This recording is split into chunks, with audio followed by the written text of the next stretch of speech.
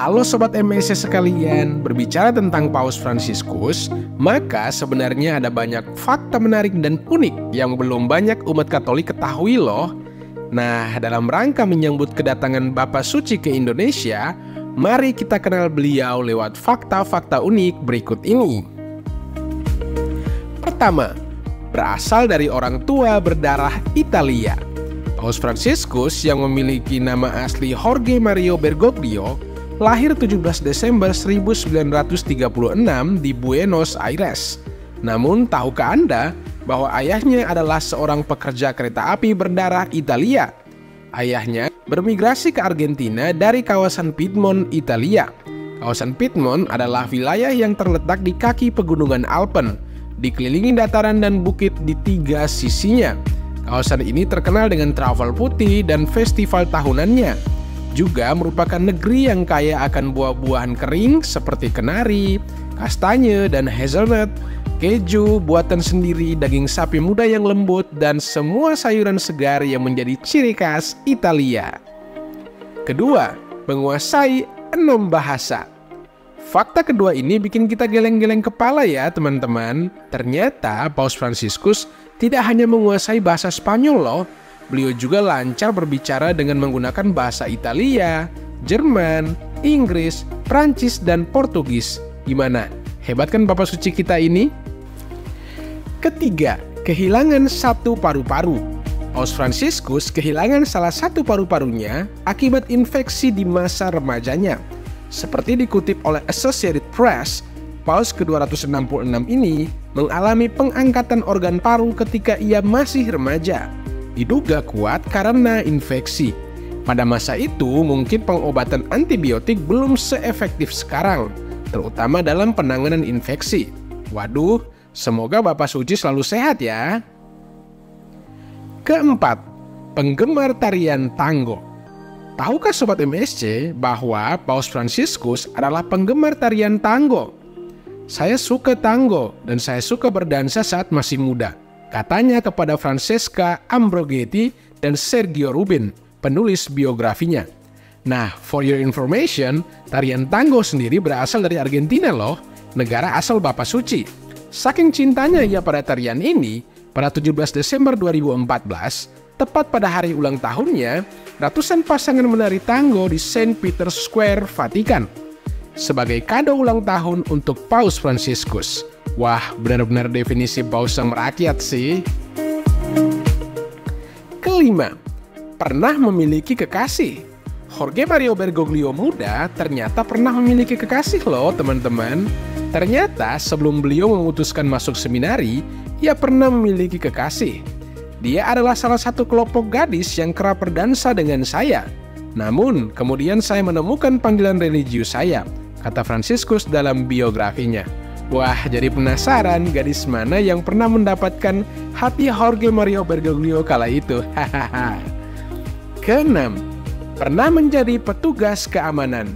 Jorge muda ternyata pernah menjadi penjaga keamanan di Buenos Aires untuk menambah uang sakunya sebagai pelajar. Wah, definisi pekerja keras dan mandiri sih Bapak Suci kita ini. Ketujuh, penggemar sepak bola. Paus Fransiskus adalah penggemar klub sepak bola San Lorenzo yang berlaga di Liga Argentina. Klub ini adalah klub Argentina pertama yang memenangkan 2 gelar dalam satu musim pada 1972.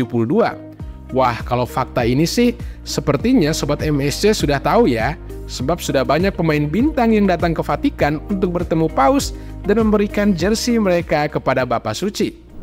Kedelapan, lukisan favorit. Lukisan favorit Paus Fransiskus adalah The White Crucifixion karya Marc Chagall pada 1938. Lukisan itu menampilkan Yesus yang tengah disalib mengenakan selendang doa yang menunjukkan dia adalah seorang Yahudi. Kesembilan, film favorit. Film favorit Paus adalah Babette's Feast yang diproduksi pada tahun 1987. Sebuah drama produksi Denmark, arahan Gabriel Axel. Babette's Feast merupakan film Denmark yang berhasil meraih penghargaan Oscar sebagai film terbaik berbahasa asing pada tahun 1988. Film ini dirilis pada tanggal 28 Agustus 1987 dan mengisahkan kisah tentang seorang wanita bernama Babette yang datang dari Perancis dan mengabdi di sebuah biara di desa terpencil di Denmark, desa Jutlandia pada abad ke-19. Ke-10. Uskup yang sederhana. Semasa menjabat sebagai kardinal, Bergoglio dikenal selalu mencoba memberikan contoh baik untuk orang lain. Dia tidak mau mengenakan jubah mewah seorang uskup dan lebih memilih jubah sederhana seorang pastor biasa. Ia juga memilih tinggal di apartemen sederhana bersama seorang pastor tua ketimbang tempat khusus yang telah disediakan untuknya yang memang lebih mewah. Selain itu, di tempat tinggalnya ia lebih memilih masak makanannya sendiri daripada menggunakan juru masak yang disediakan keuskupan untuknya. Ia juga menolak menggunakan mobil limosin yang disediakan baginya sebagai uskup agung. Dia selalu menggunakan transportasi umum seperti bus dan sangat jarang menggunakan taksi atau mobil pribadi saat berpergian. Ke-11, runner-up pada Konklav 2005. Sobat MSC, ternyata pada tahun 2005, saat pemilihan paus baru untuk menggantikan Paus Yohanes Paulus II yang wafat, Kardinal Jorge Mario Bergoglio menjadi runner-up di bawah Paus Benediktus ke-16. Wah, ternyata sudah dilirik untuk menjadi paus sejak tahun 2005 ya. Hebat. Ke-12, naik pesawat kelas ekonomi. Saat Konklav 2013 yang memilihnya menjadi paus, ternyata Kardinal Bergoglio berangkat ke Roma menggunakan pesawat kelas ekonomi. Ini sangat luar biasa karena beliau seharusnya bisa mendapatkan lebih mengingat posisinya sebagai kardinal dan uskup agung Buenos Aires. Ke-13, membayar sendiri tagihan hotel setelah terpilih sebagai paus. Tahukah Sobat MSC bahwa sesaat setelah ia terpilih sebagai paus pada Konklav 2013, gembala dari 1,2 miliar umat Katolik di seluruh dunia, Paus Fransiskus, mengambil barang bawaannya di sebuah hotel tempatnya menginap selama di Vatikan. Secara pribadi, ia mengucapkan terima kasih pada semua staf hotel, sebelum kemudian membayar tagihannya sendiri. Demikian beberapa fakta unik dan menarik tentang Paus Fransiskus. Bagaimana? Fakta mana yang menurut kalian paling unik? Atau ada fakta menarik lainnya dari Bapak Suci yang belum sempat dijelaskan? Yuk komen di bawah ya.